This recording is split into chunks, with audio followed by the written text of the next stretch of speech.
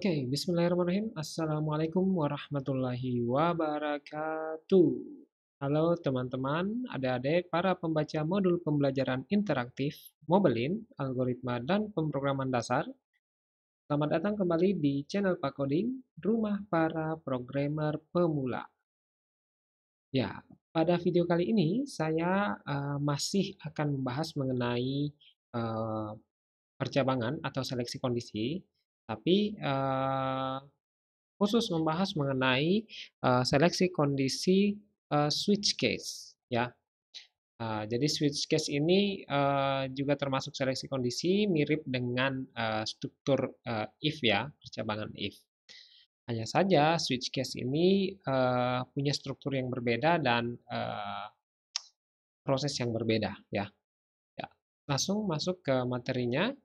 Jadi, switch case ini adalah bentuk, percabangan yang lebih mengarah kepada pemilihan kondisi, ya. Jadi kita, memilih ya, jadi lebih kepada pemilihan kondisi.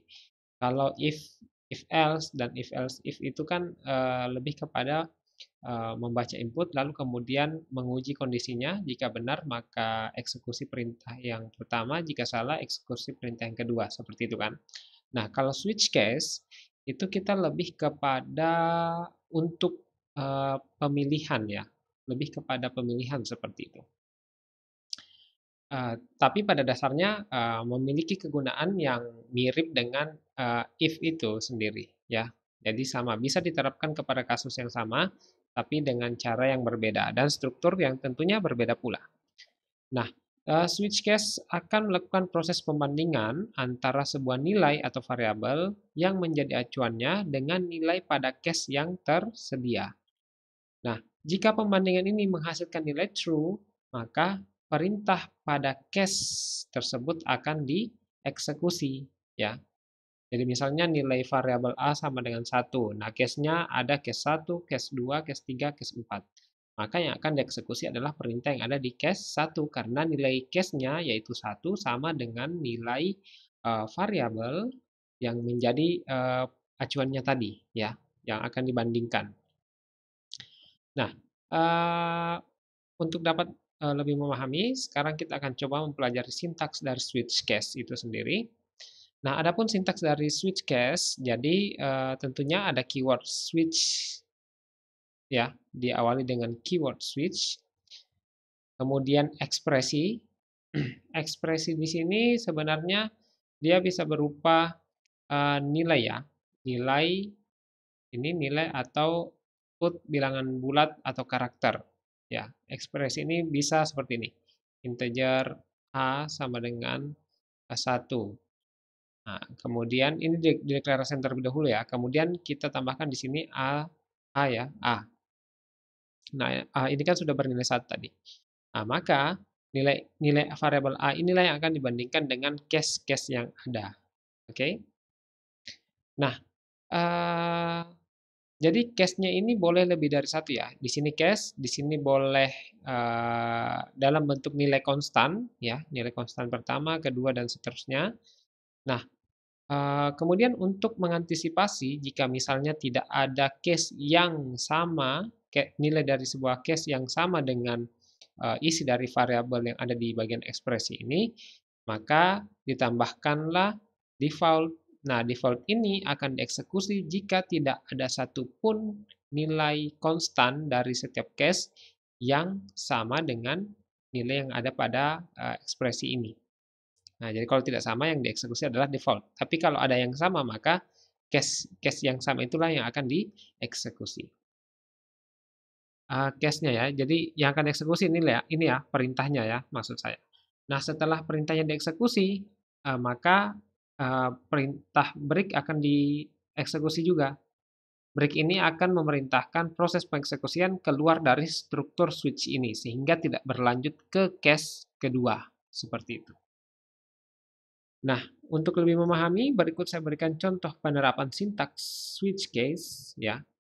Nah, sekarang anggaplah kita sudah mendeklarasikan nomor hari misalnya ya. Misalnya di sini integer ya, integer nomor hari sama dengan 3 misalnya.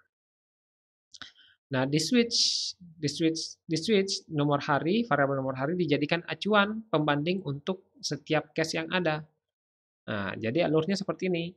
Nomor hari dibandingkan dengan case 1, apakah isi variabel nomor no hari adalah satu, adalah sama dengan satu? Tidak, karena tidak maka lanjut ke case 2. Apakah isi dari no hari sama dengan 2? Tidak, karena tidak maka ke case 3.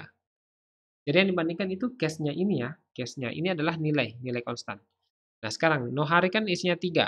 Nah, case di sini itu nilainya adalah 3. Nah, karena sama, maka yang akan dieksekusi adalah case 3, perintah yang ada di case 3.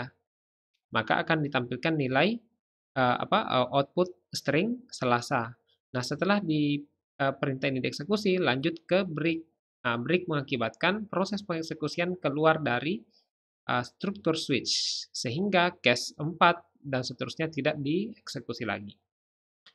Nah, bagaimana kalau misalnya no hari kita ganti jadi 5? Nah, 5 setiap case itu akan dibandingkan dengan isi dari variabel no hari. Jika dibandingkan tentunya ini tidak memenuhi, case 2 tidak memenuhi, case 3 tidak memenuhi, dan case 4 tidak memenuhi. Lalu bagaimana kalau tidak ada yang memenuhi? Maka yang akan dieksekusi jika tidak ada satupun yang memenuhi adalah bagian default. Sehingga yang akan dieksekusi adalah perintah di bagian default ini, yaitu input tidak dikenali. Ini akan tampil di layar output, ya. Lalu kemudian proses pengeksekusian keluar dari struktur switch ini. Oke, jadi itu ya, untuk switch sangat mudah seperti itu. Jadi mirip dengan if else sebenarnya, tapi ingat switch ini lebih kepada struktur pemilihan sebenarnya, ya. Jadi memilih seperti itu. Contoh penerapannya misalnya di ATM. Jika misalnya saya menekan 1 kemana, menekan 2 kemana, menekan 3 kemana, ya. Seperti itu. Oke, jadi itu adik-adik yang bisa saya jelaskan mengenai switch case. Semoga apa yang saya jelaskan dapat mudah untuk dipahami dan untuk meningkatkan kompetensi adik-adik sekalian, meningkatkan pemahaman adik-adik tentang switch case ini, silahkan mengerjakan soal latihan yang ada di modul. Dan jika ada yang tidak dipahami, silahkan bertanya di kolom komentar yang telah disediakan. Ya, terima kasih sudah menyimak video saya. Saya akhiri, wabillahi taufik wal hidayah. Wassalamualaikum warahmatullahi wabarakatuh.